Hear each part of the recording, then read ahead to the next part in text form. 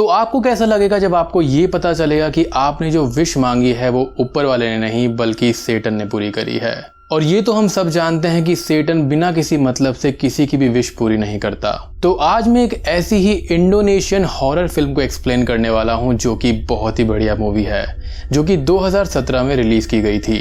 इस फिल्म को डायरेक्ट किया है जोको अनवर ने और इस फिल्म की खास बात यह है कि ये 2017 की इंडोनेशिया में हाईएस्ट अर्निंग फिल्म है, यानी कि हॉरर कैटेगरी में। इस मूवी का इंडोनेशियन नाम है पापदी सेतन।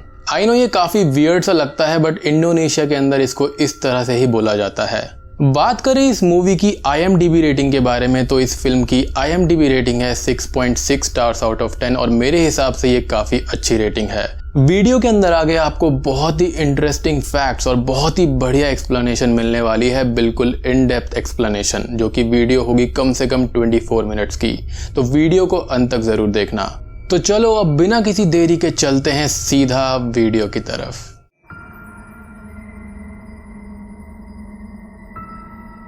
तो फिल्म की कहानी 1981 के रूरल इंडोनेशिया में सेट है।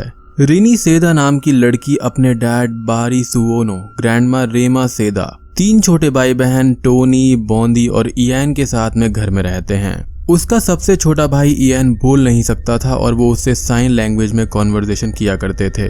रिनी की माँ का नाम था मवानी सुओनो, जो कि एक फेमस सिंगर थी किसी जमाने में। कई सालों से एक मिस्टीरियस इलनेस का शिकार होने के कारण से वो बेड रिडन हो गई थी।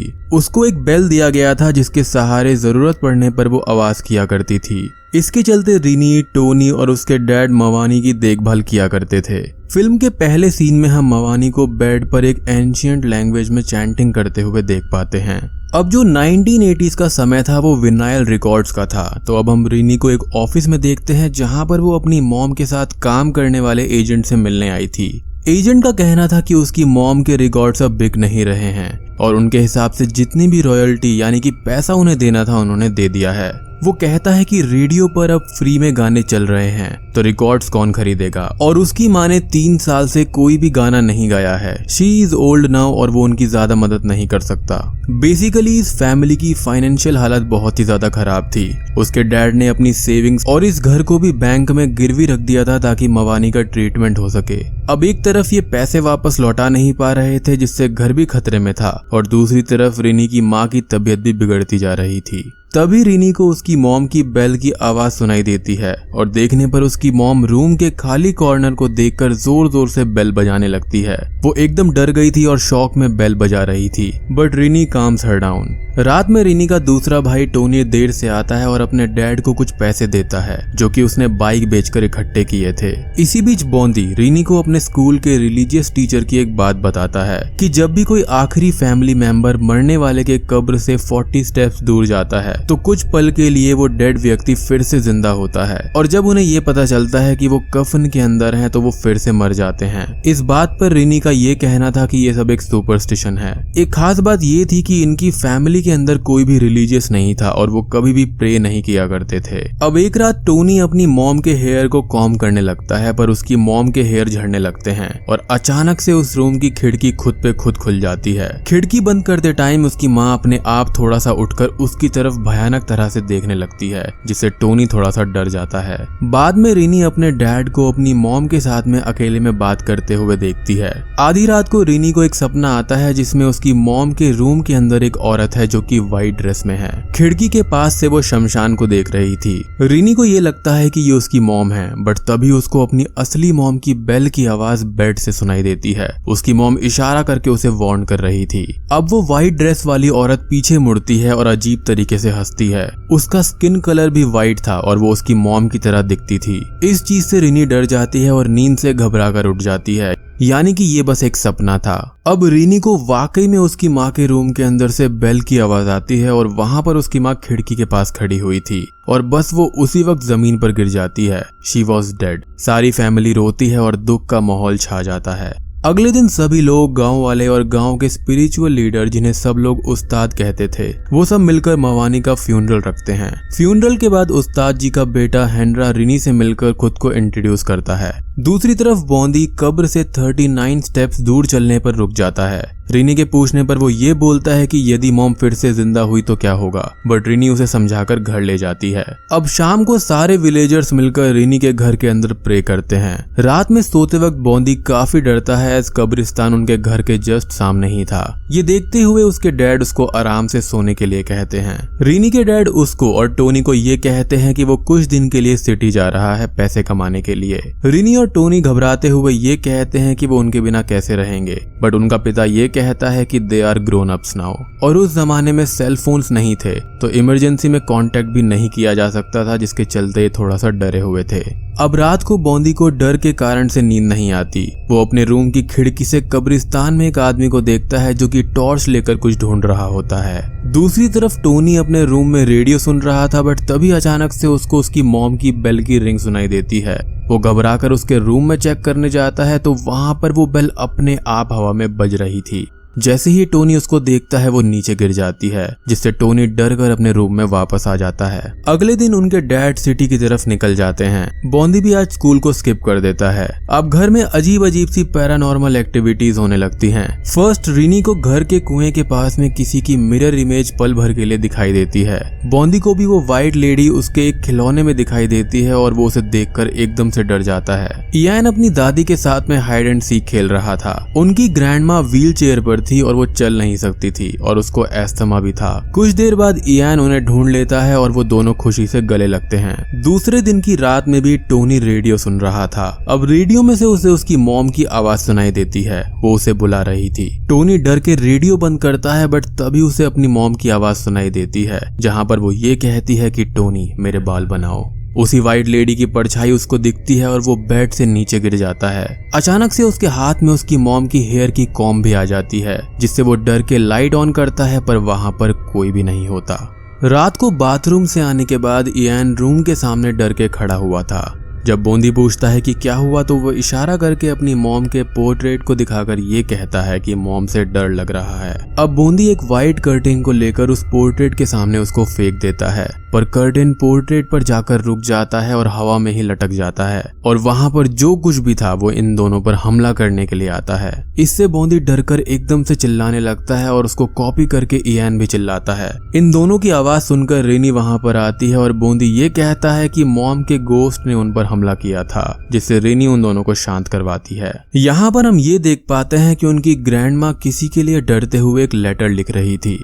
मेनवाइल टोनी अपनी माँ की कब्र के पास जाकर उनकी बेल और हेयर कोम रख देता है और उसकी माँ की आत्मा की शांति के लिए कामना करता है। दूसरी तरफ हेंड्रा रिनी से मिलकर बताता है कि उसने फ्यूनरल वाले दिन किसी लेडी को देखा था जो कि विलेज की तो नहीं थी, और उसने उस रात को कब्रिस्तान में भी जाकर चेक भी किया था, पर वहां पर उसको कुछ भी अजीब नहीं लगा। यानी कि उस रात बॉन्डी ने जिस व्यक्ति को उस कब्रिस्तान में देखा था वो हेंड्रा ही था। बट यहाँ पर शॉकिंग ये था कि हेंड्रा ने उस व्हाइट लेडी को फिर से उनके घर के अंदर देखा था। उसका कहना था कि ये किसी इविल स्पिरिट ने उसकी माँ का रूप लिया है। Their house is haunted. Rini का ये कहना था कि उस्ताद जी के बेटे होकर ऐसा सुपरस्टिशन, बट वो कहता है कि वो काफी ज्यादा ओपन माइंडेड है अनलाइक हिज फादर। हेंड्रा उनकी फैमिली को अपने घर पर आकर रहने का ऑफर भी देता है, बट शी रिफ्यूजेस। दूसरी तरफ हम ये देख पाते हैं कि ग्रैंडमा खुद पे खुद ही सांस भरते हुए अपने व्हील चेयर से उठ जाती है और कहीं जाने लगती है।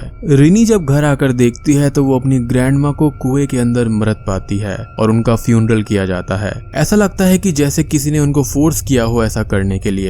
यहाँ पर बॉन्डी की हालत काफी ज्यादा खराब थी, एज उसने अपनी ग्रैंडमा को सबसे पहले कुएं के अंदर देखा था। रिनी को उसकी ग्रैंडमा का लिखा हुआ लेटर मिलता है। उन्होंने किसी बुद्धिमान को ये लेटर लिखा हुआ था।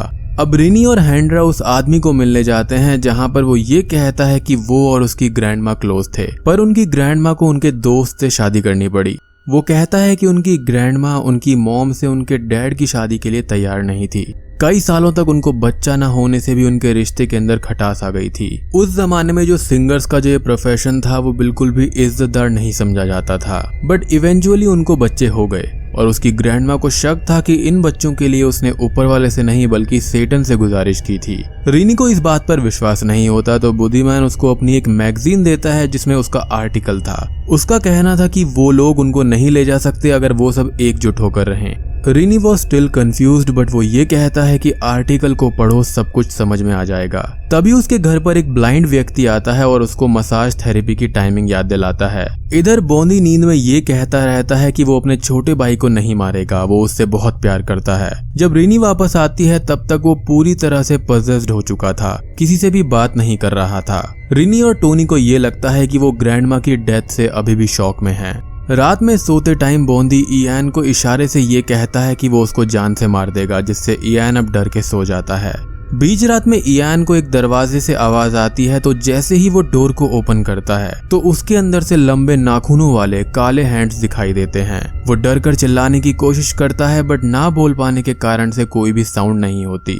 वो भागने लगता है तो एक नेल में उसकी शर्ट फंस जाती है और हम उसकी ग्रैंडमा को उस डोर के अंदर देखते हैं, बट वो बच जाता है और ग्रैंडमा भी डोर के अंदर चली जाती है। अगली सुबह रिनी को अपनी माँ का एक विनाइल रिकॉर्ड मिलता है। उसको रिवर्स में प्ले करने पर ये पता चलता है कि वो एक चैंटिंग है जो कि एक एंशिएंट लैंग्वेज में है। और रिनी को इयान घर के बाहर बॉक्स के अंदर मिलता है, जो कि रात को डर की वजह से वहीं पर सो गया था। रिनी उसको घर में ले जाकर ये कहती है कि वो सब उसके साथ हैं और उसको किसी से भी डरने की जरूरत नहीं है। अब टोनी उस मैगजीन के आर्टिकल को पढ़कर रिनी से ये कहता है कि इस आर्टिकल के मुताबिक जो औरतें बच्चों को जन्म नहीं दे पाती थीं, तो वो डिमोनिक कल्ट को ज्वाइन कर सकती हैं और वो लोग उसे बच्चा देते हैं। लेकिन इस चीज की सिर्फ एक ही शर्त होती है कि जब भी उसका आखिरी बच्चा 7 साल का होगा तो उसे सैक्रिफाइस के तौर पर कल्ट को दिया जाएगा। यहाँ पर टोनी एक स्ट्रेंज सी कैलकुलेशन बताता है कि रिनी 22 साल की है, वो 16 साल का, बॉन्डी 10 साल का और इयान आने वाले 3 दिनों में 7 साल का होने वाला है।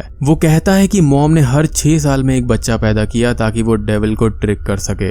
उसका ये कहना था कि मॉम की पार्टीज में हमेशा कुछ लोग उनके आसपास में रहा करते थे। वो अपनी फोटो एल्बम दिखाकर एक एग्जाम्पल देता है कि उसने एक बार एक व्यक्ति से पूछा था कि वो कौन है, पर उसने कोई भी आंसर नहीं दिया। टोनी का कहना था कि आर्टिकल के मुताबिक ये कल्ट के मेंबर्स हैं। जब भी ऐसा बच्चा 7 साल का होता है तब लिविंग डेड आकर उसको ले जाते हैं, पर वो तभी उसको ले जा सकते हैं जब फैमिली के मेंबर्स उस बच्चे को उनको खुद से दे दें। रीनी का ये मानना था कि ये सब एक सुपरस्टिशन है। अब वो इयान को खाना देने जाती है, बट तभी ग्रैंडमा की व्हील चेयर खुद पे खुद चलने लगती है। रीनी अब पहली बार ग्रैंडमा की इमेज को सामने वाले ग्लास में रोते हुए देखती है और इस बार वो भी डर जाती है। घर में उस्ताद जी आकर ये कहते हैं कि ये कोई इविल स्पिरिट है जो कि उनको परेशान कर रही है। हम रूम के अंदर उस इविल स्पिरिट को भी देख पाते हैं। वो उनको अल्लाह से प्रे करने के लिए कहते हैं। अब ऐसा इसलिए क्योंकि 2010 के सर्वे के अकॉर्डिंग 80% से ज्यादा लोग इंडोनेशिया में खुद को मुस्लिम्स मानते हैं और वहाँ पर इस्लाम काफी ज्यादा माना जाता है।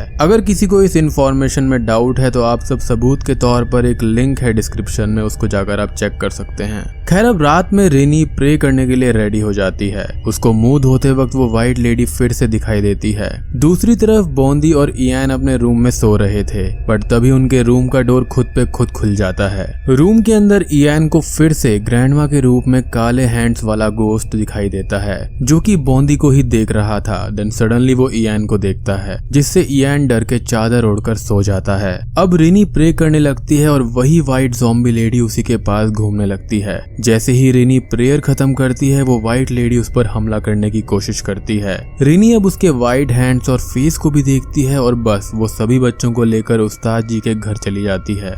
अगले दिन हेंड्रा ये कहता है कि वो एक इविल ज़ॉम्बी है। हजारों सालों से वैसे ज़ॉम्बीज अर्थ पर हैं। रिलीजन्स के स्टार्ट होने से भी पहले वो इंसानों को अपनी नस्ल को आगे बढ़ाने के लिए इस्तेमाल करते हैं। टोनी ये कहता है कि इस आर्टिकल के मुताबिक उनको हराया नहीं जा सकता, पर वो लोग उनकी डिमांड्स को इनकार कर सकते हैं एकजुट रहकर। टोनी ये भी कहता है कि आर्टिकल के मुताबिक उनके असली डैड वो नहीं हैं, कल्ट के अलग अलग मेंबर्स ही उनके डैड हैं। वो कहता है कि इसलिए तो वो चारों अलग अलग दिखते हैं। बट यहाँ पर एक स्ट्रेंज बात ये थी कि क्या उनके डैड को कभी भी शक नहीं हुआ कि ये सब इतने अलग क्यों दिखते हैं। एनीवेज, अब हेंड्रा को बुद्धिमैन का फोन आता है और वो उसको और रिनी को मिलने के लिए बुलाता है, बट वहाँ सिर्फ हेंड्रा जाता है। बुद्धिमैन अब उसको एक एनवलप देकर कहता है कि ये उसका नया आर्टिकल है और वो अपने रूम के रेडियो को जोर से चलाकर धीरे से हेंड्रा के कान में कुछ कहता है कि अगर वहाँ पर कोई इविल स्पिरिट हुई तो वो कुछ सुन न सके। अब हेंड्रा की बाइक के सामने कोई आ जाता है, जिससे एक ट्रक से उसका एक्सीडेंट हो जाता है और उसकी मौत हो जाती है।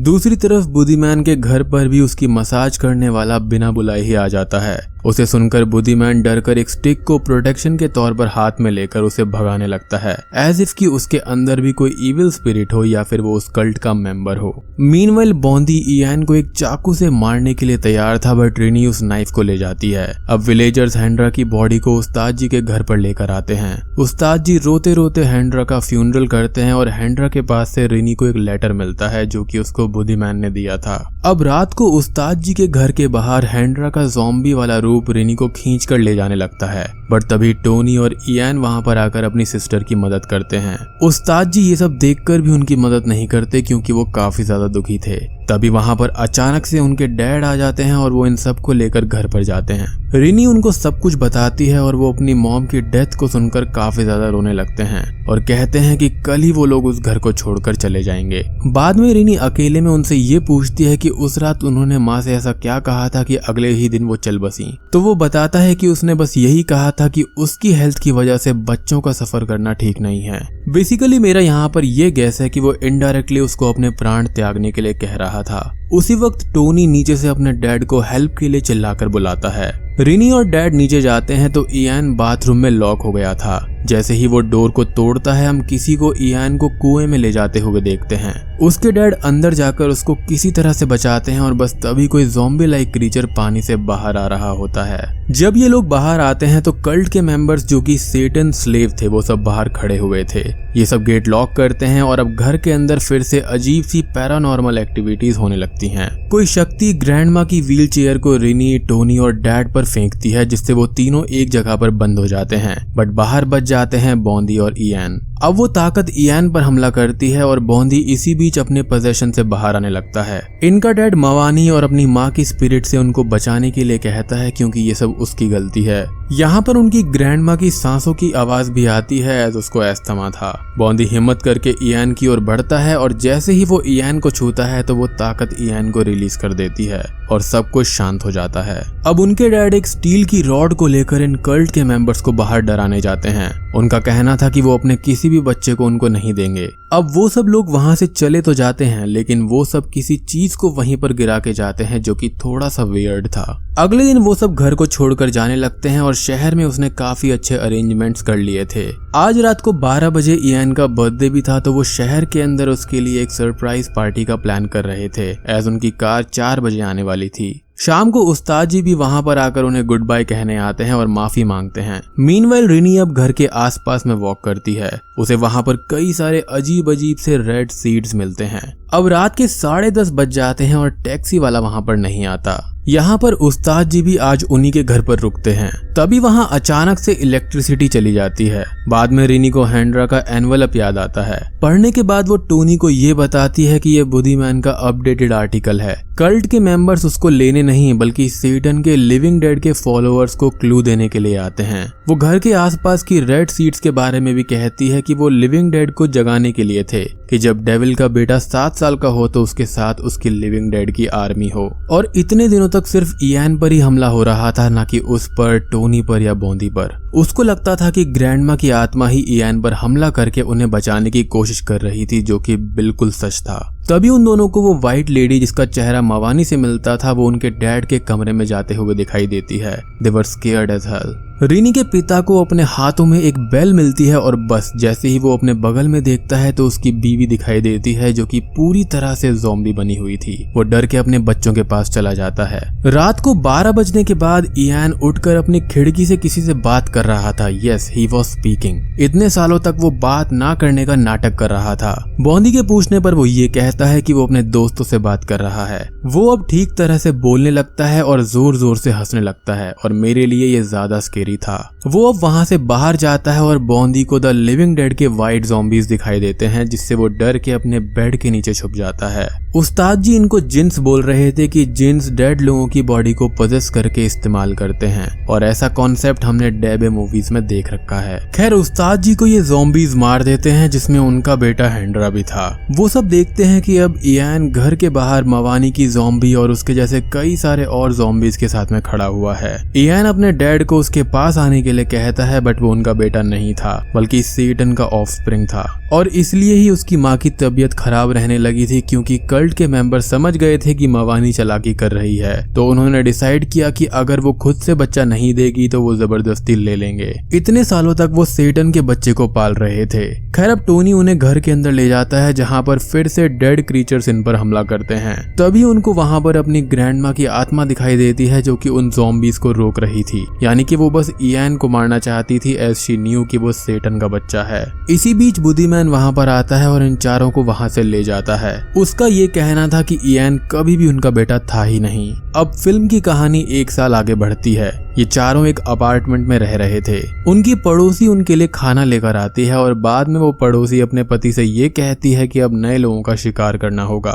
उसका पति ये कहता है कि इस बार हमें उनका अच्छे तरीके से ख्याल रखना होगा ताकि वो उनको छोड़कर ना जा सकें। यहाँ पर सेम एंशिएंट म्यूजिक जो कि सैटेनिक म्यूजिक था और एक जार में भरे हुए रेड सीड्स थे, जो कि ये दर्शाता है कि ये इस कल्ट के मेन मेंबर्स में से एक हैं। और वहाँ पर इंडोनेशिया का मैप था, जहाँ पर उन्होंने अपने विक्टिम्स और मेंबर्स के बारे में मार्क्स लगाए हुए थे। और बूम, मूवी यहीं पर खत्म हो जाती है। तो दोस्तों ये थी सेटन स्लेव फिल्म की कहानी। अब फिल्म के अंत में जो कहानी है और उसमें जो कैरेक्टर्स हैं वो इस मूवी के 1980 वाले पार्ट में हैं। तो अगर आप इन लोगों का राज जानना चाहते हैं तो डू लेट मी नो, मैं उस फिल्म का भी एक्सप्लेनेशन जल्दी से जल्दी दूंगा। अब फिल्म से कुछ जुड़ी इंटरेस्टिंग बातें करते हैं। फिल्म में सिनेमेटोग्राफी का बेहतरीन इस्तेमाल हुआ है। Lightning, sound effects, white and black colour combination, most important costume design से आपको रियल हॉरर का इफेक्ट आता है। फिल्म में ज़ॉम्बी को व्हाइट कलर से और दादी के गोस्ट को ब्लैक कलर से दिखाया गया है। रिनी के प्रे करने वाले सीन में दोनों रिनी और इयान को अलग अलग ईविल हॉन्ट करती हैं। ऑडियंस इस सटल डिफरेंस को नोटिस नहीं कर पाती। यहाँ पर एक बात आपने शायद नोटिस नहीं करी होगी, लेकिन इयान कभी भी उन ब्लैक हैंड्स के बारे में अपनी सिस्टर को नहीं बताता। एंड में भी वो सिर्फ एक हाथ से ही दादी के गोस्ट को रोक लेता है, जबकि वो गोस्ट इतनी ताकतवर होती है कि वो रूम के अंदर हर फर्नीचर को उठाकर फेंक रही थी। दादी का गोस्ट उस 7 साल के बच्चे को नहीं उठा पाया क्योंकि वो शैतान का बेटा था और उस फैमिली में उनके भाई होने का नाटक कर रहा था।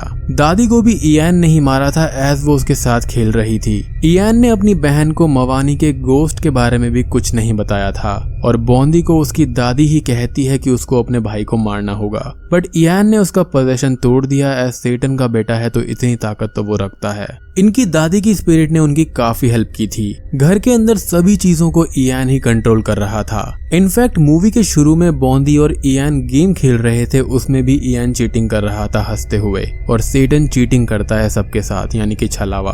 उस कुएं वाले सीन में भी ग्रैंडमा ने ही इयान को मारने की कोशिश करी थी। तो घर के अंदर ग्रैंडमा सबको बचा रही थी और इयान को मारने की कोशिश कर रही थी, बट इयान लिविंग डेड को कंट्रोल करके ग्रैंडमा को रोक रहा था। एंड ऑब्वियसली कल्ट के मेंबर्स भी इसमें शामिल थे। अब आते हैं रिनी के डैड की ओर। तो मुझे लगता है कि वो भी इस कल्ट का मेंबर रहा होगा, तभी तो वो इतना चिल्ड आउट था। सबके चेहरे अलग थे, बट उसको कोई भी इशू इस चीज से नहीं था और उसने ही मवानी को कल्ट में ज्वाइन करवाया होगा। जब वो सिटी गया था तो उसके पास बिल्कुल पैसे नहीं थे, पर जब वो वापस लौटा तो अचानक से उसके पास में पैसे आ जाते हैं। कई साल पहले उसने कल्ट को छोड़ दिया होगा, लेकिन ये सेटन्स चाइल्ड वाली बात उसको पता नहीं होगी। अब जब मुसीबत आई तो उसने मवानी की स्पिरिट और अपनी मॉम की स्पिरिट से प्रे करी। इनफैक्ट मूवी के एंड में पड़ोसी ये कहते हैं कि उनको अब जाने नहीं देना है, तो वो पक्का रिनी के डैड की ही बात कर रहे होंगे। यहाँ पर इयान ने ही अपनी माँ को मारा होगा और मवानी की इविल स्पिरिट, ज़ॉम्बी या फिर लिविंग डेड जो भी आप कहो, उसने पैरानॉर्मल एक्टिविटीज करके इस फैमिली पर प्रेशर डाला ताकि वो लोग इयान को खुद ही कल्ट को दे दे, और एंड में सभी लोग ऐसा ही करते हैं। बट वो करते भी क्या, वो तो ऑलरेडी जान गए थे कि वो सेटन का बेटा है। फिल्म की एंड में जो कपल दिखाया गया है उनका नाम है ये नहीं बताऊंगा। तो अगर आपको इस कपल का नाम जानना है और इनका रोल क्या है तो जल्दी से जल्दी इस वीडियो को लाइक कर दो ताकि नेक्स्ट पार्ट जल्दी से जल्दी आए और आपको काफी सारी इन्फॉर्मेशन मिले। वो मूवी इस फिल्म से काफी मिलती जुलती है, लेकिन यहाँ पर थोड़ा सा डिफरेंस है। और वहाँ पर इस कपल का क्या रोल है, स्पेसिफिकली इस लड़की का, वो आपको वहाँ पर जानने को मिलेगा। तो चैनल पर नए हैं तो सब्सक्राइब कर दो और मैं आप सबको मिलता हूँ अगली वीडियो के साथ में। तब तक के लिए